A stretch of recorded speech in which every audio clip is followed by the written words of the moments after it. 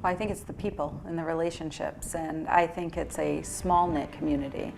I was talking to a really good friend of both of ours who had moved to Charlotte, and he said there's no relationships like the ones in Binghamton, New York. This is a special place, and when I grew up here, I had a group of close-knit friends, but I learned about community through those friends. I'm honored to be a part of this community, and I love being here. So when I say hope would eradicate poverty, that's an example of how if you take people who are in poverty and give them hope for their future and kind of a few tangible moments or steps for that, they're going to have a different outlook. I didn't believe that I had leadership qualities within me as a young person, even though people would say, oh, you're a leader. I'd say, I don't know what you're talking about. I didn't have that self-confidence. Get a support system around you and trust, just trust. And if you can't trust in God, trust in something, right? Because trust and hope for your future is really what's going to drive you forward.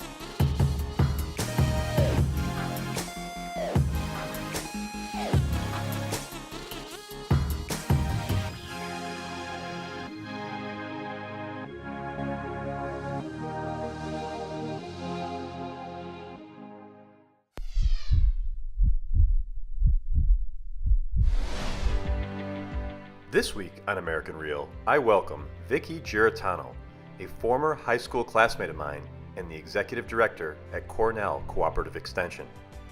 American Real receives an education about cooperative extensions that exist within every state throughout the country at more than 100 land-grant colleges and universities, providing a critical mission for bringing vital and practical information to agricultural producers, small business owners, consumers, and families, all under the guidance and funding of the USDA and the National Institute of Food and Agriculture. Vicki discusses her journey of entering a career in agriculture and how over a 19-year period she was able to sustain and thrive as she rose to the position of executive director. In our conversation, we talk about her vision, resiliency, sacrifice, and hope, and how she followed her internal voice that told her to be still. Now, if you need a boost to help you find and follow your internal voice, I'd like to personally invite you to join our live tribe and take on our 21-day challenge in our free private Facebook group. Your challenge will be to post a live 60-second video each day for 21 straight days to build skills of confidence, commitment, leadership, and accountability, all while growing your network with like-minded people from around the world. You'll quickly see how turning up each day gives you more clarity, purpose, and transparency to become your best self. American Real wants to support you and provide you with the tools you'll need to become more present and focused in valuing the power of your own story. Click on the link below to join American Real Live Tribe 21 and start your 21-day challenge today. And now, without further ado, I bring to you Vicki Giarratano. Welcome to American Real. This is Roger Brooks, and today my very special guest is Vicki Giarratano, Executive Director at Cornell Cooperative Extension. Vicki, welcome to the show. Thank you for having me. This is awesome. I'm really honored to be here. We received a lot of requests from the community for you to be on because you're doing so much, in a short period of time. And we'll get into all that. And I can't wait to follow your journey to where we are, to where you are today. And you and I go way back. We went to school together, so it's an extra special honor for me to be sitting across from you today. Binghamton High School. That's right. That's right. You have remained here in Binghamton, and not too many people do that. I think out of our entire class, I would venture to say half of the people left the area. And I'm sure you agree. What kept you here? Well, this is a special place, and when I grew up here, I had a group of close-knit friends, as you did, and many of those people are the same for both of us. But I learned about community through those friends, and I got married at a young age. I had both my boys, and I wanted them to be in a place that I personally knew, that I felt comfortable in, and I sent them to high school here, and we put down roots, and surprisingly enough, they both have an interest of staying here as well. A lot of people see Binghamton as this place to flee from. And I'm not saying that on some of those cloudy days I don't want to move, right? Because I probably do. But it's really a place where it's the ability to be creative, the ability to be free, the ability to trust. And just to see the growth and the comeback. I was an IBM kid. My parents were defense people. My dad worked at IBM. My mom worked at Singer Link. And so we were part of that era where this was a booming community, right? And so I stayed, so I've seen it. I've seen the lower parts, and I've seen just it come back to this phenomenal place. And I'm honored to be a part of this community, and I love being here. That's great. And I've had the opportunity to travel most of my business career, say for the last 20, 25 years. And of course, I get to go to a lot of big cities, but I've also been to many smaller communities like Binghamton. But there seems to be something really special here. And I don't know if that's just if I'm being biased because we live here, but would you agree? And if so, why do you think that is? Well, I think it's the people and the relationships, and I think it's a small-knit community. I was talking to a really good friend of both of ours who had moved to Charlotte, and he said there's no relationships like the ones in Binghamton, New York, right? And even the people who left are still close to the people here. It was something really special growing up that everybody's family knew one another and all the kids knew one another, and that even when people come back to family, and this is a place for families, right? All those people interact with one another. Yeah, and I know for your career, you're all about community, and let's just jump into your job, which is the Executive Director at Cornell Cooperative Extension. For people who do not know what that is, tell us. That's a great question because it is so many different things, but it's an agricultural organization that makes sure our food systems are safe. And with that, and there's a lot that goes around food systems, it also has arms in youth development, positive youth development, making sure young people are sustaining and that they're thriving. It has workforce development, environment, horticulture, nutrition, education, parenting, and family development. And so there's all, and I've missed a few, I'm sure, there's all these departments that hang their hat on agriculture. One of the neat things is that our youth development programs were developed out of this agricultural program because the older generation didn't want to learn the new ways of doing agriculture. So, they said, well, let's teach the kids, and then the kids will teach the parents, and thus we have 4-H youth development. So it really is a continuum. And it is part of New York State. This is the land-grant university. Cornell University is our land-grant for Cornell Cooperative Extension, and there's a cooperative extension in every state across the country. They all sit under the National Institute of Food and Agriculture and USDA. So in Pennsylvania, it's Penn State, University of Florida, and so forth, and they're all doing the same types of work within communities, and it's research-based. So the research that goes on at Cornell, we take that and we put that into the communities in practical use. So are you one branch of many across the state? Yes, so there's 56 of us across the state. Wow. Every county has an extension. We're a large medium extension, and the Broome County Extension is venturing out of the traditional realms of agriculture into some new initiatives that I've been very excited about, which is Taste New York and our farmers market work, and that has proven to bring agriculture yet to another level. Awesome. Awesome. Yeah. So tell us about some of your initiatives that I know right now as we're speaking, there's a big farmers market going on. It's a beautiful day, and you mentioned on the way in that it's the first time that you've had outdoor vendors. So tell us about some of those projects you're involved with. The farmers market was something that was a dream come true for me. it was going to be in Otsonango Park. For reasons beyond our control, they had to move it, and I kept raising my hand. We're going to run it. Can't you just put it here? It'll make it easier. And we have 40 to 60 vendors in that farmers market, and we're watching their businesses grow. We have under them a platform of help and resources like marketing and heat and hot water and bathrooms. We have business development people. We have display experts helping to change their business and grow their business. And with our anchor farms, which are our large vegetable vendors, we're helping them develop plans for what they're going to plant based on what the demand was last year. So we're looking at supply and demand.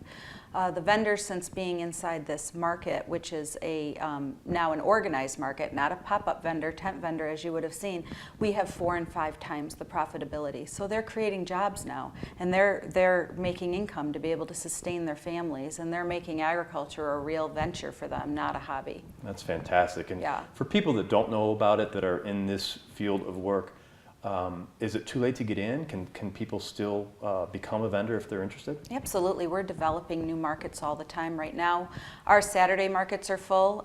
We have over 1,500 customers there on Saturday shopping.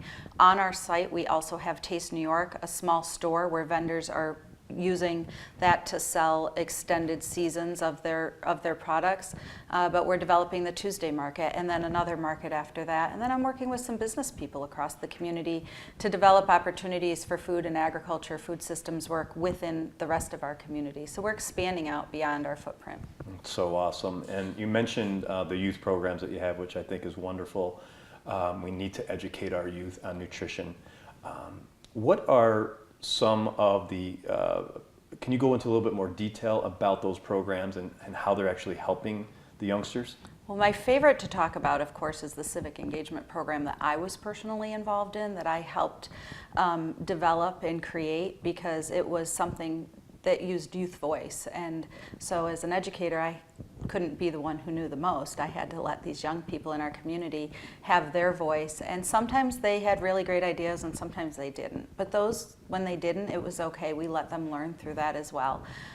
When I started, it was called City Project, Community Improvement Through Youth, and we had about 95% of our young people going to college after that. And these were some of the youth in the community who were under-involved, might have been in trouble, were at risk of failing high school, and I could relate to all of that. And so I was working with them, and I even had some that went on to the spectrum of they may have been involved in activities that our parents, we didn't even know about when we were young and growing up.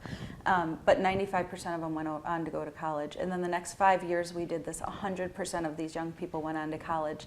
And this is a project that had research behind it of positive youth development. And it was happening not only in Broome County, but in Rochester, New York City, Albany, and Buffalo. And you know, it was like amazing to see all this happening with these young people. And I have some of them working for me today. I have followed a lot of their lives. I have some of them on Broadway. They followed their dreams, and they believed that they could be anything they wanted to be. And watching that happen was just, it was really heartwarming to me. And I went on to do some research myself in why that worked as a workforce prep program. Why did this program where young people got to make decisions within our community and become the stakeholders in our community, why was that preparing them for a successful workforce? And the outcomes were phenomenal. That is phenomenal. That was the exact word I was thinking of. And is that program still in effect? It is. It's called Citizen U. It's in effect. It's funded now by the city of Binghamton, and we apply for funding for the next 5-year cycle, so fingers are crossed that that's going to happen. Another one of our really exciting youth programs would be our livestock program and our 4-H club program, where young people are engaged from the time they're age 5 or 8, depending on which end they're going in, and they stay in that program till they're 18 years old. And they work on projects, and they develop skills of confidence and mastery and sense of belonging. And those are the things that young people don't get necessarily in the classroom. Some of that's experiential learning out of the classroom. So I may have a kid raising a pig or a chicken and selling that at fair and balancing the books for that, or I may have a young person who's really interested in robotics, electronics, or even quilting for that matter. And so we're connecting all of the work we do to industry. Fantastic. The building where you are now, so your branch, how many people actually work in your particular area? Well, that just blows me away sometimes. We have 50 now. Wow. And I've been at Extension since 1997, and when I took over as director, we had 17. So we've had some exponential growth.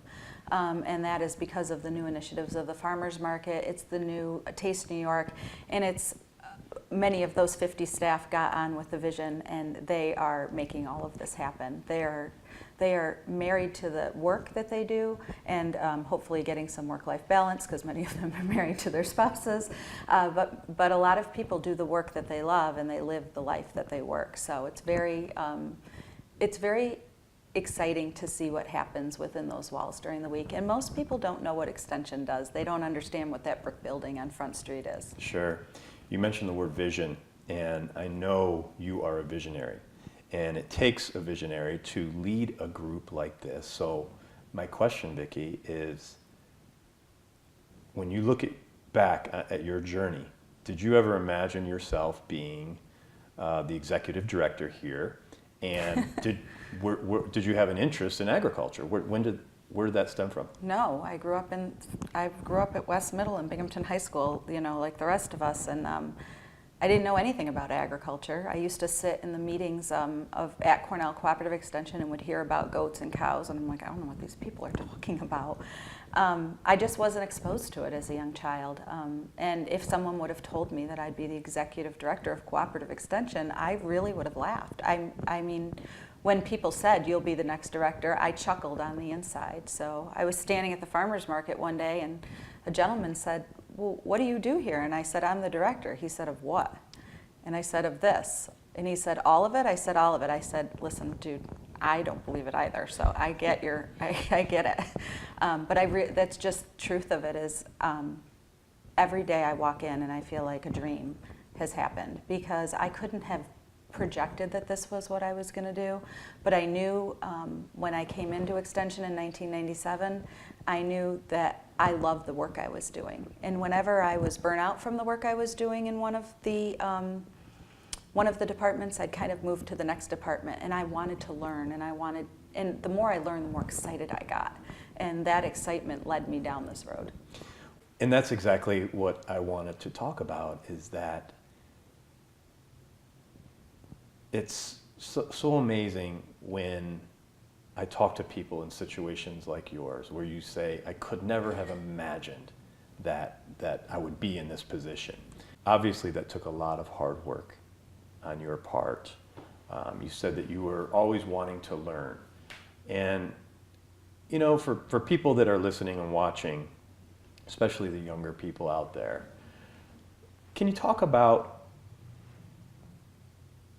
when you put your mind to something, how that journey could actually come to fruition? What are the, because there's challenges along the way, but what are the inside secrets that you have learned now that it takes to persevere, to actually make your dreams come true? Well, there's a couple things. I think dreaming big, right? Way outside of the box. And I always say, you can shoot for the stars, and if you get halfway there, it was better than shooting for nothing. So I definitely reach for the stars. I probably drive others around me a little bit batty, because I am dreaming big, and they're like, we can't do that. And I'm like, let's just get everything out of our way, and let's make a dream, let's just dream big. And then, you look for the pieces to make that come together. And that means people, that means relationships, that means partners within the community, that means a staff, it means being able to sell your vision. So I have to believe it on the inside in order to get anyone else to believe it with me. If I'm passionate about it and I truly believe in it, then I can sell it, and then I can make it happen, I believe. And if I'm not, and I don't really see where it's going to go. So it's really an internal knowing of whether this is something that I'm on fire about on the inside. But once I get on fire, it's hard to stop me, because I'm not going to stop, right?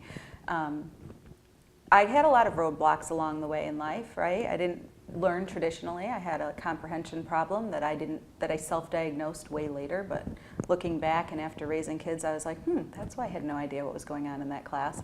And that's why I didn't pass. I actually went to summer school every year from 7th to 12th grade. I learned better in short periods of time, 6 weeks rather than 9 months, because my head would get lost. Probably I had visions of what I should be doing, and there was just a lot of craziness going on in there, and I wasn't comprehending what I was reading. And so this different style of learning has helped me learn along the way that sometimes things work, and when you have challenges and barriers, you learn from those things, and you learn how to either use them to your advantage or use them for the purpose that you're trying to get to, because nothing's ever perfect, or you learn how to not use them again in the future, right? So life is a learning process, as far as in my world anyway. Yeah, and a lot of times we look back at those challenges, and I tend to think more and more as time goes on that everything was purposeful. All the stumbling blocks that you mentioned along the way, they had to happen, right, for you to be able to get to the next phase, learn from those mistakes, and move forward. Do you agree with that? I do. And when I work with young people who are not born into the opportunities that other people are, I look at the resiliency that's built within those folks. And I can see myself in those young people, right? Because you build resiliency through the challenges that you have. You become stronger, right? They say what doesn't kill you makes you stronger. Well, there's some truth to that. And that if we can not freak out every time something goes wrong and kind of say, okay, what can I learn from this? We'll kind of float through that just a little bit easier. It's a little bit of a smoother path. Right, right. So let's talk about what do you think your greatest achievement to date is? Well, that would be being a mom for me, raising my kids. I have 2 boys, Nicholas and Michael. Nicholas is 28, Michael's 25. My son Nick is married, his wife, and he both live in China right now. They're teaching English. No kidding. And he was an investment broker here, and he married a young woman from Ithaca named Zara. And they're in China teaching English and writing leadership curriculum, actually. Zara's just been accepted into a law school in Shanghai University. And then my youngest, Michael, he's a manager here, age 25, at Wegmans, and he is my sweetest child. He's just my joy. But being a mom was a thrill for me. My kids were athletic, so we were going to varsity basketball games on a regular basis. That excited me. I was very involved in with his friends and their parents, and I just had this great social network, which brought back that tightness of Binghamton, right? So I had my own friends growing up, but now I have these new parents, and we're all now becoming friends and watching those kids bond relationships that are from Binghamton, New York, and they are forever relationships. That's what I've seen. So something different about here. Well, that's great. Congratulations on both of your boys. That's wonderful. Your son that's in China, how long has he been there? He's been there 2 years. He's planning on being there another 2 years, and I don't know what's next for him. So it's exciting, right, to see what's next down their path, and watching him develop into the man that he's become is very exciting for me. Same with Michael. I'm secretly waiting for grandchildren, but not on the horizon yet. And Michael's at Wegmans, what Yeah. a great company to work for. One of the best companies in the country to work for. One of the neatest things of my kids, Michael was teaching a class there, and one of the neatest things to watch your kids is them to reiterate some of the things that your belief system is. So when they're teaching about longevity at a job and not walking out and not getting frustrated and not leaving, because I wanted to leave Cornell Cooperative Extension a million times, and Michael wanted to leave Wegmans his first year. He shares that story now with other young people to say, you know what, stick it out, because you never know what's ahead for you, and you don't know the skills you're getting and how they'll benefit somewhere else. Whether he chooses to stay there for a career for the rest of his life, he's gaining skills that are transferable, and that's some of what I was teaching young people. And so it's neat to see what I taught young people, I also was teaching my kids. They were hearing those messages too. Oh, that's such a great life lesson, because a lot of people want to quit. They get into something, they don't like it, but it is good advice to stick it out, at least long enough to give it a fair chance. Yeah, I always say stay still, When I was at Extension, anytime something got uncomfortable for me or I got bored, I was going to leave. And so part of what I followed that voice inside me, and it just said, be still, Vicki, just sit still, because I was going to quit, yet there was another plan for me, right? So 19 and a half years later, I'm the director at Extension, and if I walked out the door, that wouldn't have happened. So just exciting, very exciting, and nice to learn how to take a breath and not speed through and not have to make a rash decision. Just sit still. Yeah, I love that. Tell us about your educational journey. Right, so I needed a degree to have this job, and I shared with you that I had really a struggle learning. And so when my oldest son started ninth grade, I started getting my bachelor's degree. And that was a huge challenge. I was working full-time. I'm, by the way, a single mother. So I was working full-time, I was working a part-time job, and then I was going to school. And I was still going to all the games and ironing uniforms and doing all the things that moms do. This is all still building a different kind of resiliency, right? That I can basically do anything I put my mind to. And I got that degree. Maybe they felt sorry for me to give it to me, but I did get the degree. And then it went on and they said, you need a master's degree to go any further. And I knew I couldn't live off of what I was making, and I couldn't make the change that I saw could be made for our future in our community by staying in the position I was. So I went on to get the master's degree. I will admit that my kids were editing my papers in the end. They were smarter than me. I don't know where their academics come from. It's not hereditary. But I got that degree. My undergraduate degree is in community and youth development, and my master's degree is in labor policy and organizational development. Even while I was getting that degree, I didn't know why. And it really does play a role in the work I'm doing now. So, you know, and through that time, I was still interviewing for other jobs. I was still leaving. Yet, I don't know, there was a different plan for me to keep me put, you know, to keep me put where I was. That's so awesome. Talk about the sacrifice that you had to make through both of those degrees as a single mom. So there wasn't a lot of going out and partying, that's for sure. There wasn't even going out for dinner.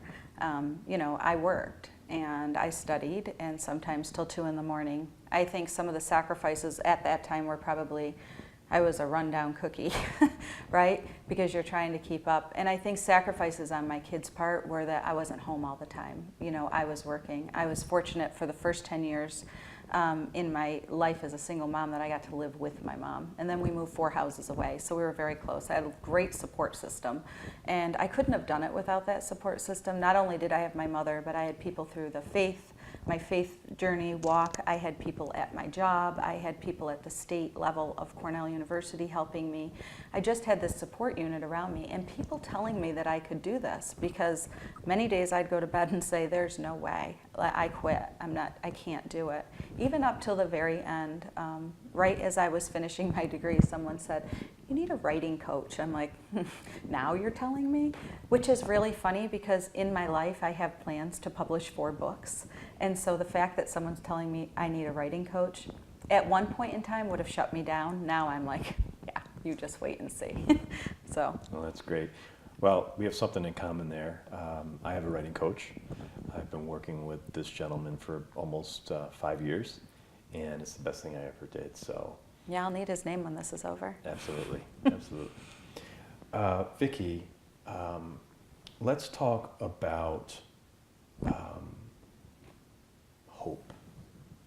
I know hope is something that is important to you, and I know your faith is important to you. So do those two things intertwine with your life? Absolutely. Hope isn't a strategy, right? You can't sit down and just say, I hope this happens. But hope for the future. I was talking to folks about poverty in our community, and I said what eradicates poverty is hope, right? Because if I have a vision for something big in the community or at Extension, that vision is what it gets me to, right? Gets me there. And I've always had a vision for my future since I was very young. And so when I say hope would eradicate poverty, that's an example of how if you take people who are in poverty and give them hope for their future and kind of a few tangible moments or steps for that, they're going to have a different outlook, right? And then I had my faith. And I believe that the faith that I have on the inside of me has enabled me to do things that other people may have given up in. Because in my own strength, I didn't feel I could do anything. But in God's strength, I felt like I could do so much more. And if I looked back on my life from where I came from, barely passing high school, I didn't even graduate on stage with all of you. I sat in the arena and watched because I had to go to gym 3 more times. And I also didn't earn a lot of money. I had to work 2 jobs. I've always been in the restaurant industry, which has led to the ability to multitask and manage my mind in multiple projects, like not a normal person would do, I would venture to say. But my faith is really what keeps me going. And I truly believe that when I went from here to here, all those steps were ordered. Right? And they were all to get me. So that still small voice I was hearing that I talked to you about in the beginning is the still small voice of God that was on the inside of me saying, sit still. Because if I would have left because in my own head I thought that was what I should do, I would have screwed everything up, you know? And so I really give credit and to the outcome of my life, to putting my trust in someone who's way bigger than us, to who I believe is the creator. That's great. Do you consider intuition your when people say that's my gut instinct, that's my intuition, do you think that's all part of that faith, that spiritual connection? Absolutely. I mean, so there's my intuition, which usually gets me in trouble, right? Because I react. But if I follow that quiet voice on the inside of me, that's that true intuition. You know, it's probably kept me out of a few accidents. It's kept me out of a few wrong places in my life, you know, and for much of my life, I probably didn't know that's what it was. And so, but I try and follow that voice of peace and reason. Sometimes I'm an epic fail at it, to be honest with you, but I keep, you know, trying to perfect that and hear better, listen more. I just told staff at a retreat that I'm trying to be silent when I come to a table and just listen very quietly. And because I talk a lot, that's a challenge for me, but I'm not only listening to what they're saying, but I'm listening to kind of what's on the inside of me as well. I'm glad you brought that up. A lot of the guests here, we get on this topic of being a good listener. And it's just something I think is really crucial to any career. Just being successful in life is to take the time to listen to someone and really, truly connect and care. And it seems to me for most of my business life, when you're sitting in meetings, when you're on the phone, it just seems like most people are really not listening. And so I'm really glad you said that, and that you're now aware of that. Is that something relatively new for you? Yeah, I would say, I mean, so I've been trained in facilitation skills my whole life, so you hear about listening, but usually you're listening, getting ready to say what you want to say, right? So you're really thinking about, well, I want to say this and I want everyone to hear me, but we're truly not listening to the other folks. I also noticed in my life that I tended to cut people off while they were talking because I was so excited about what they were talking to. I wanted to add to the conversation. I had no intent of being disrespectful, but now I actually wait until they're completely done. I try and count that 3 to 5 seconds in between. It becomes natural after you practice it, but also listening not to just what they're saying, but to what's created what they're saying. And that's how I believe how we truly get to know people. That's how we truly build relationships with other people, is not just hearing the topic, but what helped them become passionate about their topic, passionate about their story, which is what you do. Yeah. How important is your own story? How important is it to have self-love so you could really appreciate your own story? Well, I think we all have insecurities, doubt, unconfidence, and you have to conquer that, and that's a process, and I'm not there yet, right? I'm definitely still insecure. I'm definitely not confident all of the time, and but I think as you develop and you start to trust more in yourself and you start to be more real with people, you're able to feel more confident about yourself because you're not trying to be someone you're not. I faked it till I made it, right? So I had a lot of faking to do. I was interacting with people that had high intellect. They had PhDs and master's degrees, and they were coming from the state.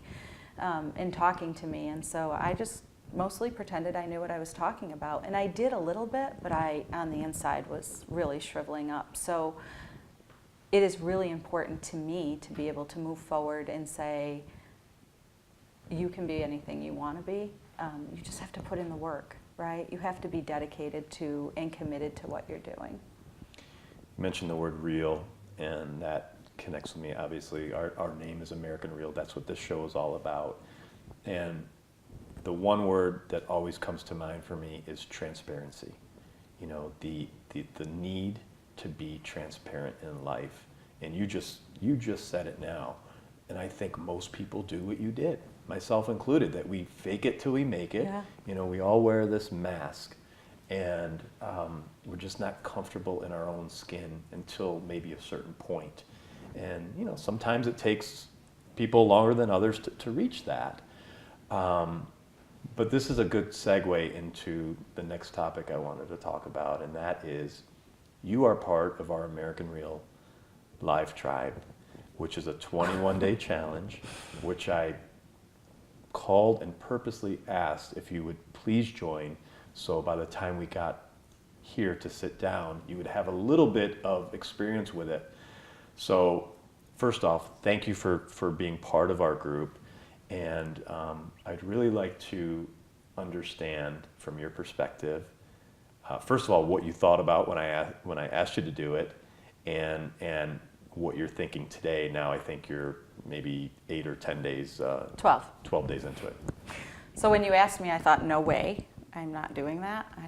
I can talk in front of a group of 300 people and stand up and talk and feel confident and articulate. I put that video on and I can't speak. So I also am, you know, I'm not so comfortable having my picture taken, being on television, so I'm not really sure what I'm doing here. But that helped me realize that you have skills that need to be developed, right? And if you're going to move to the next level, I do a lot of work on behalf of New York State, Cornell University Cooperative Extension, Ag and Markets. I'm in the public eye a lot, and you can't get your message out. 300 people aren't going to come to listen to you every day, right? There's other ways to get our messages across, and if you can become skilled at doing that, if you can become comfortable doing that, and the biggest part of the professional development piece is, and I haven't tried this yet, I'm just trying to get comfortable holding the phone in front of me, but getting a concrete message out within 60 seconds. So to me, my goal is to create impact within 60 seconds. And so the first 12 days have been nerve-wracking, and I feel foolish, I'll just tell you. But as I'm watching the other videos as well, other people's stories, I'm gaining perspective of good and maybe not so good. You know, I've learned to try and put the phone down, have it be held.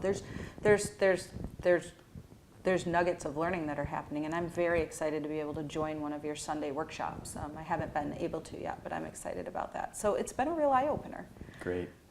A nerve-wracking one, I would say. Yes. You're about a little bit more than halfway into cycle one, which we say is really just about showing up, just doing the task. That's why after I didn't see you for a day or two, I messaged you, because you need to get through those first few days in order to continue. And then what happens naturally is at some point, and you may or may not have hit this yet, you know, you'll kind of plateau, but then you'll dip and you'll say, why am I doing this? Why am I here? And about half the people make it out of that dip. And if you make it out of that dip, we call it the jump, and that's where you go to the next level, and everything will start to change. So I can't wait to talk to you in another month or two after you're doing this. We'll sit down again, because I think we're onto something really big here in helping lives. And I have an ulterior motive with you specifically that I'm not going to reveal yet, because I want you to go through, and it's a very good thing, but we'll come back to that at some point. So again, thank you for doing it.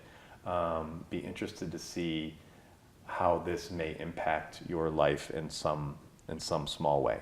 It's interesting, because I tried not to be fake on it.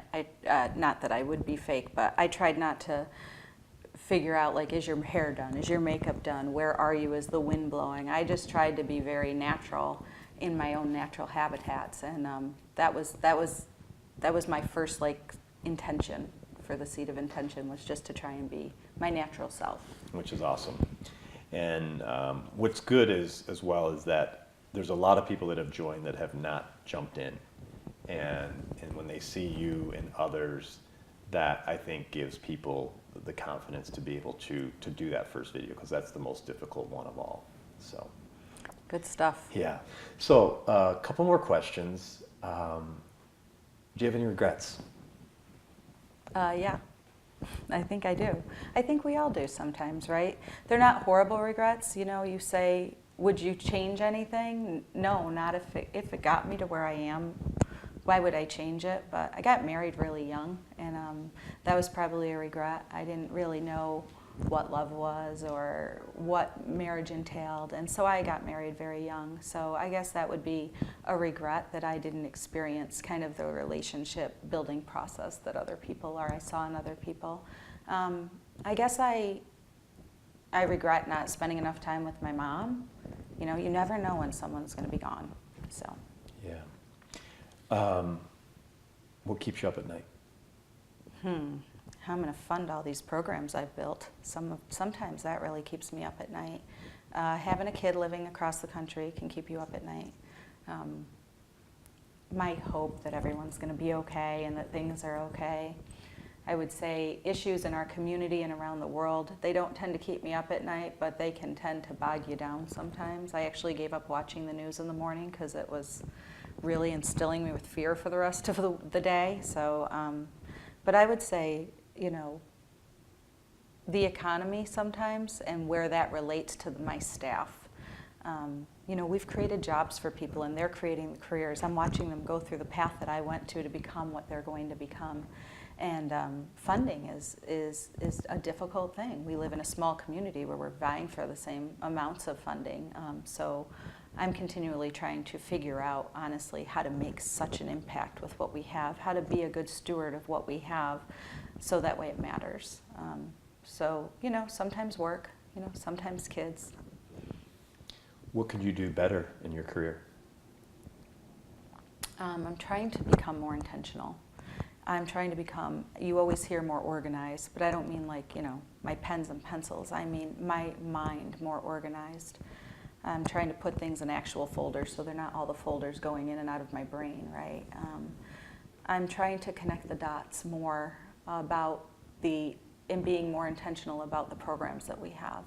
So you take agriculture and you bring it to the farmers market, and we bring it to the Taste New York store, and then I'm involved in opening 4 new stores across New York State this year. How do we get our products here exported out of here into the rest of these stores across New York State? So how does that benefit our small community and other communities around us? When I say intentional, that's some of what I'm trying to do. And then I'm trying to be intentional with relationships, with my time, and with work-life balance, and being intentional about even to what I eat or when I exercise. So really starting to become intentional about some of the things I do and why I do them. Fantastic. Vicki, if you could make a phone call right now to the 20-year-old Vicki, what would you say? Oh, I would say believe in yourself, kiddo. You have a lot of talent. You know, I didn't believe that I had leadership qualities within me as a young person. Even though people would say, oh, you're a leader. I'd say, I don't know what you're talking about. I didn't have that self-confidence. So I would have told my 20-year-old self that I could do so much more. And I probably would have also told my 20-year-old self to sit still too. Just wait, right? Because you know, what we think when we're 20 and what we think when we're almost 50 are completely different thought processes.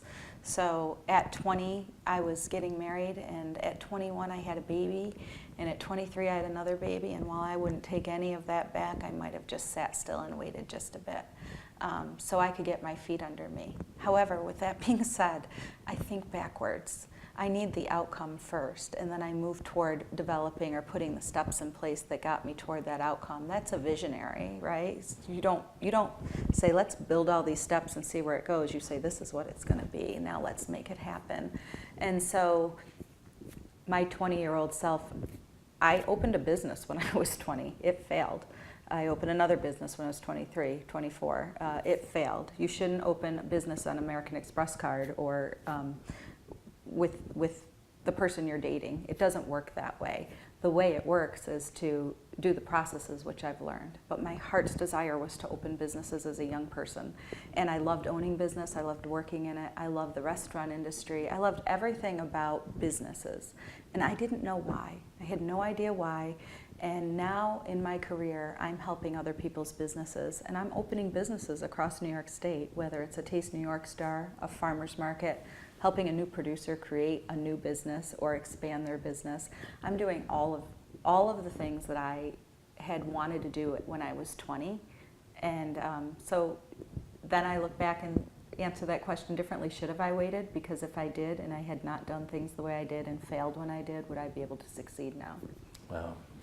You said two things there that strike me, and that is you are a visionary, which is wonderful, and I commend you for all the work you're doing.